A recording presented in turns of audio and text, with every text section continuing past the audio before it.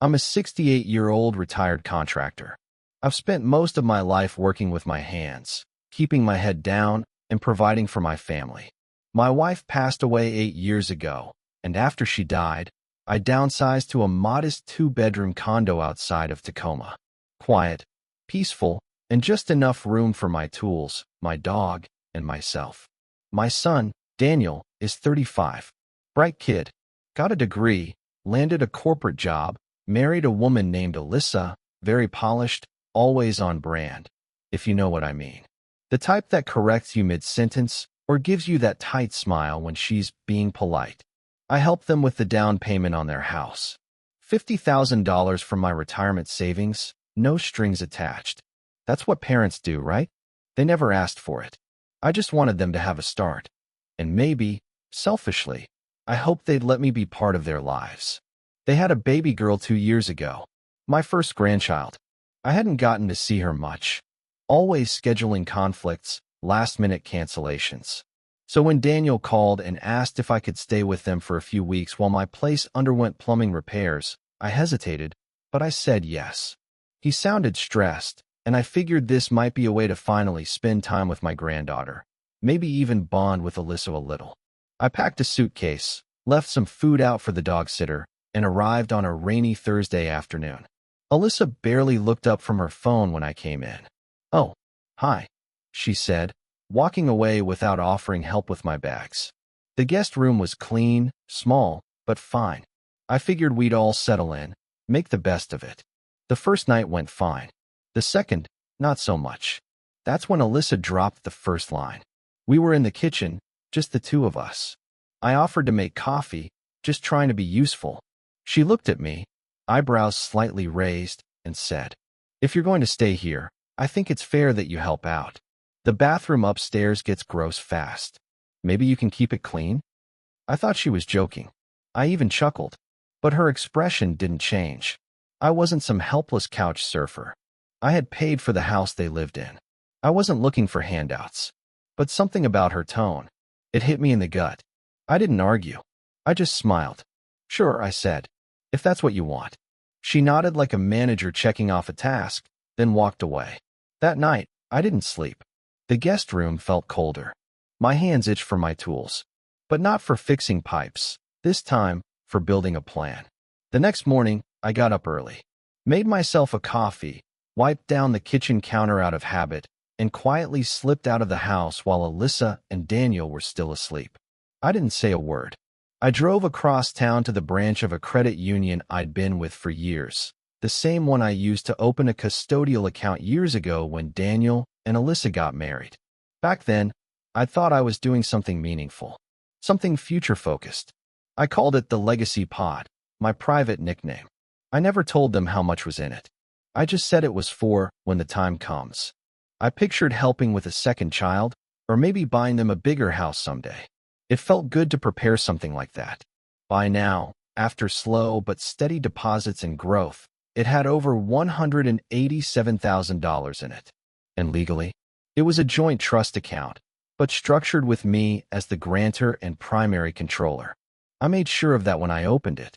I didn't want them touching it too early or misusing it. I thought I was being overly cautious back then. Turns out I wasn't cautious enough. I walked in and greeted Martha at the desk. She still remembered me. I handed over my ID, signed the withdrawal paperwork, and requested a full statement and closure of the account. She blinked. "Are you sure, Mr. Carr?" "I'm sure." She didn't press. Just printed the papers and handed me a check. The final balance made out to me, $187,214. 82. I folded it, slid it into my inner coat pocket, and exhaled for the first time that morning. That account was never for someone who saw me as a burden. That account was for someone who saw me as family. When I got back to the house, Daniel was at the table feeding the baby. Alyssa was on her laptop, barely glancing up. "You're up early," Daniel said. I smiled and said, "Just took care of something I should have handled a long time ago." Alyssa didn't even ask what. She just muttered, "The upstairs toilet is still clogged." I nodded slowly. Then I went upstairs. But not to clean. I didn't go near the bathroom. I went straight into the guest room, closed the door quietly, and sat on the edge of the bed. You ever have one of those moments where the silence feels heavier than the noise? I looked around at the room I'd been given. A spare twin bed, no curtains, mismatched bedding, a little plastic drawer set instead of a nightstand. No space for my things, no warmth, no gesture of welcome. Just space. Like I was a guest at a motel, but somehow worse, because I had once helped pay for this house. That realization settled in my chest like a stone. It's funny, isn't it? You give and give, thinking you're building something together. Family, legacy, memories.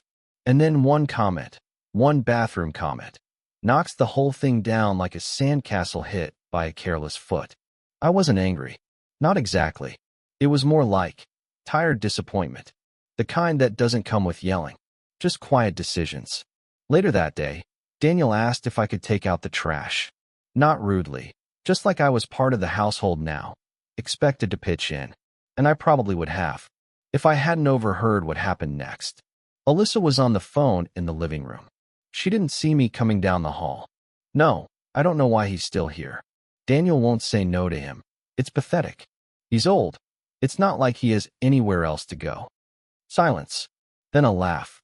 I mean, come on. You should be grateful we let him stay at all. If my dad tried to move in, I'd tell him to get a hotel. I stood frozen behind the corner. Grateful. For staying in a house I helped pay for. With a son I raised. A granddaughter I never got to know because her mother decided I didn't fit the aesthetic. I didn't say anything. I just backed up, went outside, and took a walk around the block. That was the moment I knew I didn't have a place at that table anymore. But that didn't mean I'd leave empty-handed. I walked for a long time that afternoon. Around the block. Then around it again. I wasn't avoiding them. I was avoiding what I might say if I went back in too soon. My thoughts were clearer than they'd been in months. If Alyssa saw me as disposable, if Daniel couldn't, or wouldn't, step in, then fine. I'd stop offering what wasn't valued. I'd stop forcing myself into a family that had quietly pushed me to the edges. But I wouldn't let that disappointment harden me completely, because there was still one person in that house who hadn't betrayed me. My granddaughter. She toddled toward me that evening when I came back. Just barely walking. Big eyes, outstretched arms, that little unsteady baby run. No filters. No resentment. No conditions. I scooped her up, and she giggled like I was the whole world. And in that second, I knew she would be the one I left my legacy to. Not her parents. I wouldn't punish her for their pride. So the next morning, while Daniel and Alyssa argued upstairs about something I didn't bother listening to, I made a few calls.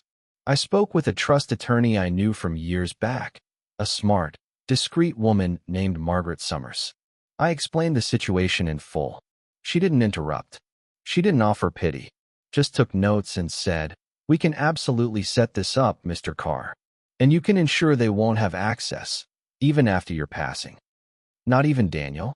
I asked. Not unless you name him trustee. Which, frankly, I wouldn't recommend. I laughed. No, definitely not.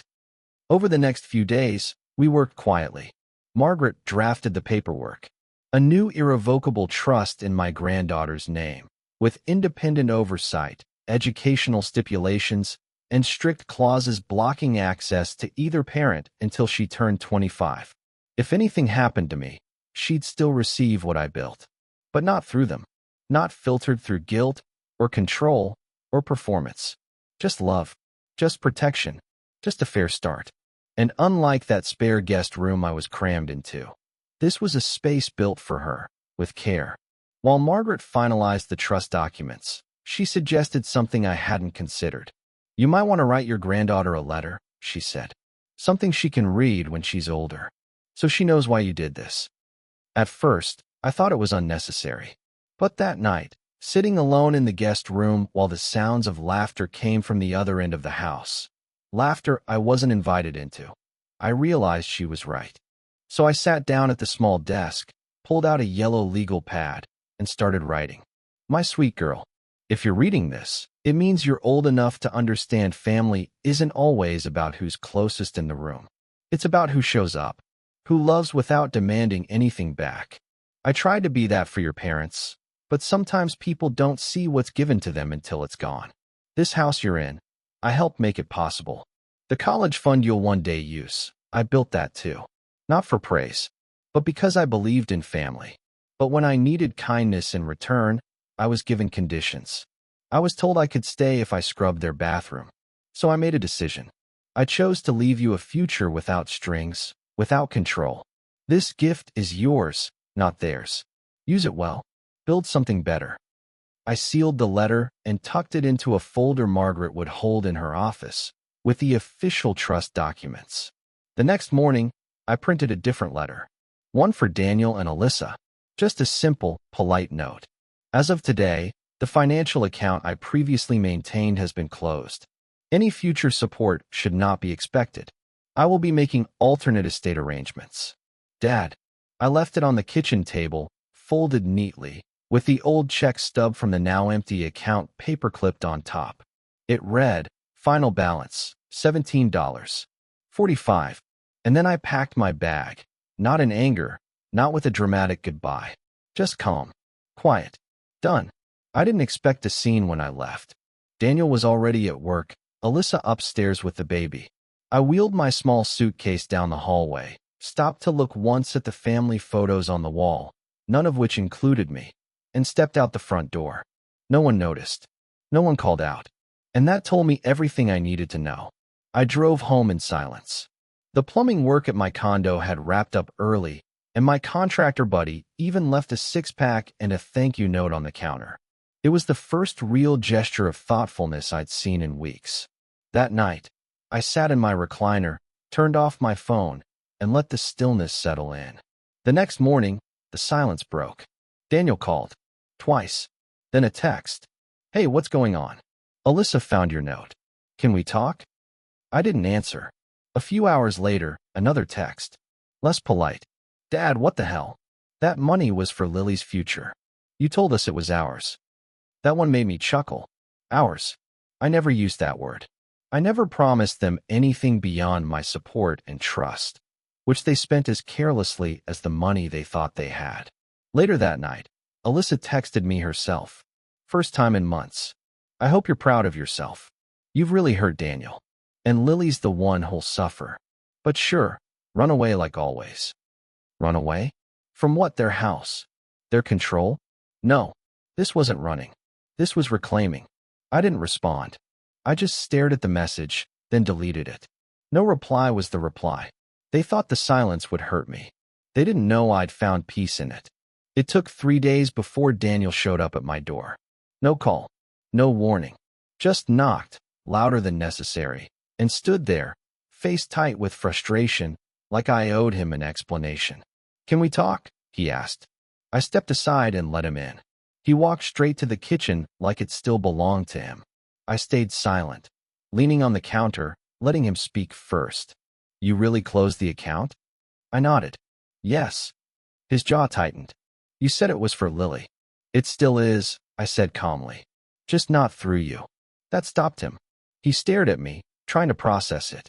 You're punishing me because Alyssa made a dumb comment about cleaning a bathroom? I looked him square in the eye. No, Daniel. I'm reacting to years of being treated like a backup plan. A free checkbook. A guest in a family I helped build. He started to speak, but I raised a hand. You never defended me. You watched her isolate me from your life, from my granddaughter. And when I showed up to help, again, I was given chores like the hired help. That's not family. That's convenience. He ran a hand through his hair. You could have just talked to me. I almost laughed. Son, I've tried. For years. But you don't listen. And now that something's been taken from you, now you want a conversation. He sat down, quieter now. So what? You're cutting me off? No, I said. I'm just finally being honest about who's earned what. I slid a sealed envelope across the table, a copy of the trust terms. His name wasn't on it. Lily's was. Your daughter will be taken care of. She'll go to college. She'll have a shot. But not because you expect it. Because I chose it. Daniel looked down at the envelope, but didn't touch it. Does Alyssa know? He muttered. No, I said. And I'm sure she'll have things to say. But you two need to learn something. I leaned in just slightly. Inheritance isn't guaranteed. It's earned. It took less than 24 hours. The next morning, I got an email. Not a call, not a text. An actual email from Alyssa, subject line, legal clarification. I should have known she'd try to frame this like a business dispute. Mr. Carr, I understand you've made recent financial decisions that impact your granddaughter's future. While I respect your autonomy, I would appreciate a full accounting of the original fund, the disbursement process, and your intentions going forward. Since this involves Lily, we believe we have a right to transparency. Best, Alyssa Carr. We believe.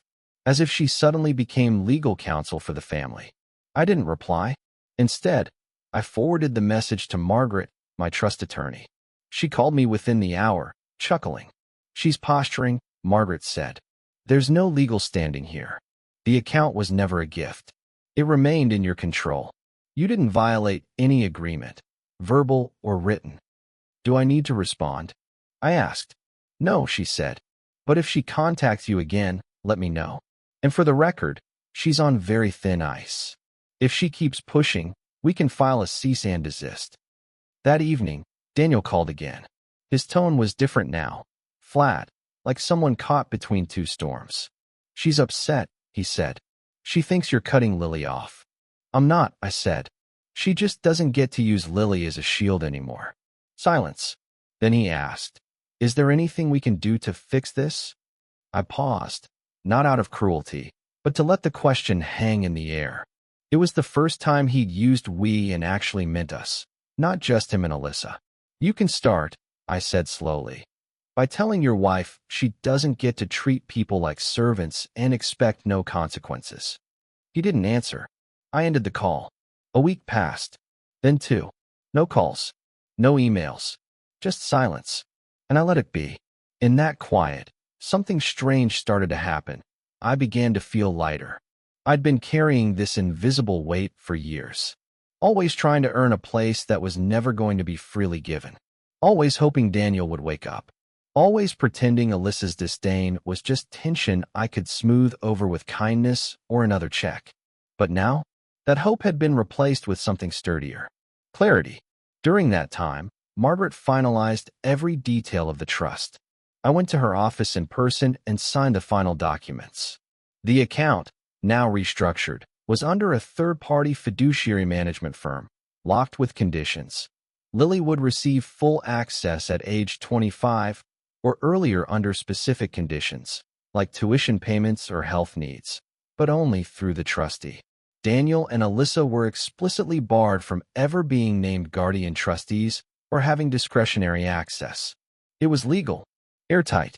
That same afternoon, I left something special at the firm for Lily, a small lockbox with a copy of the trust summary in plain English, a photo of me holding her the day she was born, the letter I had written, and a silver bracelet that once belonged to my wife, her grandmother. I didn't cry as I handed it over, but the woman at the front desk got a little misty-eyed when I said, "Please make sure she gets this when the time is right." That night, I returned to my little condo, fed the dog, warmed up soup, and sat on the porch watching the streetlights come on. Not a big life, not a loud life, but mine, fully mine. And soon, when Lily was old enough, she'd know the truth, not the version filtered through bitterness and manipulation, but the real one. One built on quiet love and firm boundaries. Thanksgiving came faster than I thought. The holidays used to be my wife's favorite time of year. She'd planned everything months in advance. After she passed, I kept it simple. Roast chicken instead of turkey. One pie instead of three. No big dinners, just a plate and a porch and maybe a football game humming in the background. So when I got a text from Daniel the Tuesday before Thanksgiving, I stared at my phone for a while before opening it. "Hey Dad, Alyssa thinks it might be nice if you joined us for dinner Thursday. Lily's been asking about you." I didn't respond right away. Not because I didn't want to see my granddaughter. God, I did. But because I had to ask myself the real question. Why now? Was this a peace offering? Or was it pressure? Was it genuine? Or just image control? I reread the last line. "Lily's been asking about you." That one hit me square in the chest. I texted back, "Thanks. I'll think about it. 2 hours later, another message came in, this time from Melissa. No greeting. Just, Daniel invited you for Thanksgiving. Please don't make it weird. Let's try to be civil for Lily's sake. That confirmed it. This wasn't a bridge being rebuilt. This was a stage being set.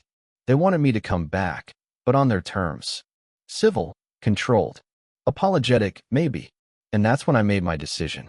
I didn't reply. Instead, I called Margaret the next morning and asked her to send Daniel and Alyssa an official summary of the trust structure, with every clause highlighted that blocked them from ever accessing Lily's funds. That was my answer. No turkey, no performance, just clarity. I didn't show up for Thanksgiving.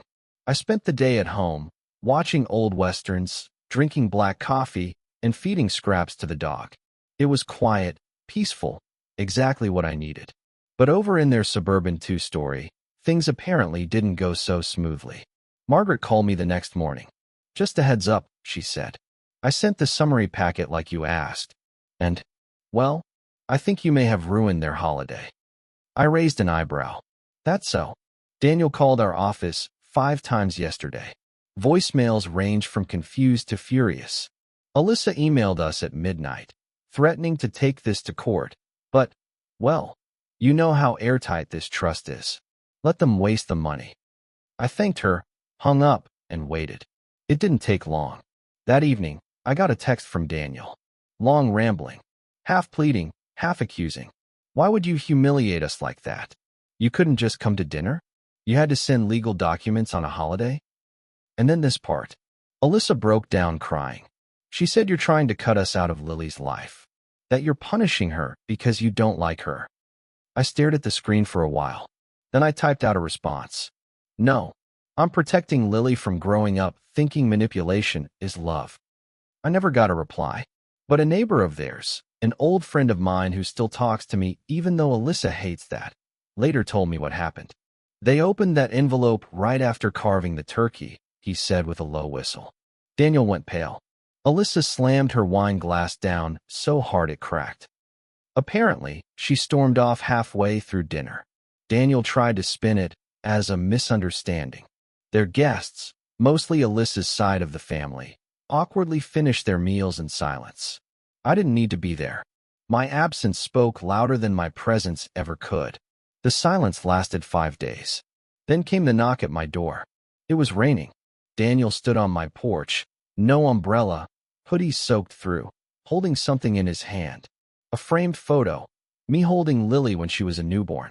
He didn't say anything at first, just stood there like a kid who didn't know whether he was in trouble or asking for forgiveness. Can I come in? He asked, voice small. I let him in. He sat on the couch, placed the photo on the coffee table like a peace offering, and sighed. Alyssa's not handling this well. I didn't say anything, just waited. She thinks you're punishing us, that you're trying to turn Lily against us, that this trust thing is just a way to control us from a distance. That word again, control. I leaned forward. Daniel, let me ask you something. When was the last time I asked you for anything? Money? Help? A place at your table? He looked away. I gave. Freely. Until giving became expected. Until your wife stood in her own kitchen and said I should feel grateful to be allowed to scrub your bathroom. He winced. I continued. The trust isn't punishment. It's protection. For Lily. Because one day she'll need more than matching outfits and curated birthday parties. She'll need stability. And boundaries. And someone who loved her enough to tell the truth. He rubbed his hands together, clearly agitated. She's still your granddaughter, he said. Doesn't she deserve a family that gets along? I nodded slowly. She deserves a healthy family. Not one where respect is traded like currency. Not one where love is leveraged. He stood up, frustrated now. So that's it. You're just going to stand by and watch our family fall apart? I met his eyes. No, Daniel. I stood by for years. That's what let it fall apart. He didn't respond. He left without taking the photo. I didn't remind him. It was a Tuesday afternoon when the phone rang. I almost didn't answer, figured it was another robocall or charity line. But something made me pick it up. Tiny voice. Shy. Just above a whisper. Grandpa. My chest tightened. I sat down slowly. "Hi, Lily," I said softly. "Is Mommy there?" "No, she's mad. She's yelling upstairs. Daddy gave me his phone to play a game. But I found your name." My throat caught.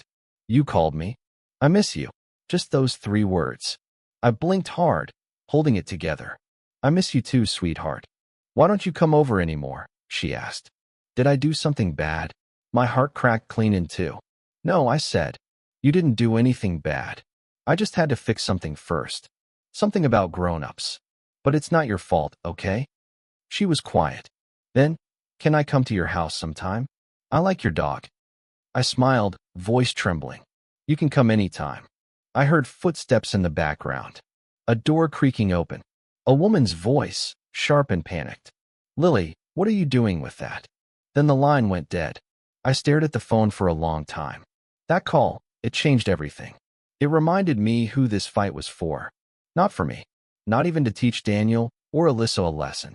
It was for the little girl who thought she had done something wrong because the adults around her were broken. It was for her. The next morning, I called Margaret again. "I want to expand the trust," I said. She didn't even ask why. "Tell me what you're thinking." "Lily's going to need more than a college fund," I said. "She might need therapy. A place to stay when she's older. Something stable if things fall apart in that house." "You want to add an emergency clause?" "Yes," I said. "If things ever get unsafe or toxic, I want the trust to have resources ready for legal help, housing, even education transfers if she needs to get away from them." There was a pause. Then Margaret said, "That's a very specific kind of foresight, Mr. Carr." I didn't tell her about the call. Didn't tell her about how Lily's voice sounded. Unsure, guilt-ridden, like she was already learning to walk on eggshells at 4 years old. We added the clause. I funded it immediately with an additional $25,000. I shifted assets. I updated my will again. I even named a godparent, a longtime friend of my late wife who'd always stayed close to me, but who Alyssa had intentionally pushed out of the picture. Someone kind, steady, someone who could step in if I couldn't. Then I wrote a new letter. "Lily, if you ever feel like the walls around you are too loud, or too sharp, or too cold, I want you to know there's always a door open, always a light on. You didn't do anything wrong, and you're not alone. This trust isn't just about money. It's a map out if you ever need one." I sealed it. Margaret cried that time when I handed it over. "You're doing something most people never do," she said. "What's that?" I asked. "You're giving a child a parachute," she said, "before she even knows she might fall." It's been nearly a year since I walked out of Daniel and Alyssa's house with nothing but a suitcase and a quiet smile. I haven't been back. They don't invite me anymore, not really. I'll get the occasional text on a holiday, something shallow and safe, like "hope you're doing well." But the invitations stopped when the money did. That tells you everything. And I'm okay with that. I see Lily now through other ways. Birthday cards with stories tucked inside. Art supplies delivered to her daycare. Books mailed with handwritten notes. I don't try to push past the boundaries Alyssa built. I just leave small openings. Gentle ones. And one day, those openings will be doors. I've spoken to the trustee. Lily's trust has grown steadily. She's going to have options one day. Not handouts. Not strings attached. Options. That's the difference between control and love. Daniel, from what I hear, is quieter these days. He works more. Smiles less. Maybe he's finally starting to feel what I felt. The slow ache of realizing the people around you don't always have your best interests at heart. As for Alyssa, I stopped keeping track. She was never the point. The point was, I gave. They took. I forgave. They assumed. I stepped back. They blamed. And when I finally said no, they called it cruelty. But it wasn't. It was self-respect. People think legacy is money, that it's what you leave behind. But I've learned, legacy is actually what you refuse to pass on. Control. Conditional love. Guilt wrapped in obligation. That ends with me. What I leave Lily is something I never had growing up. A clear message that love doesn't have to be earned through silence. She'll grow up and read those letters one day. And she'll know that her grandpa didn't just love her. He protected her, even when no one else would.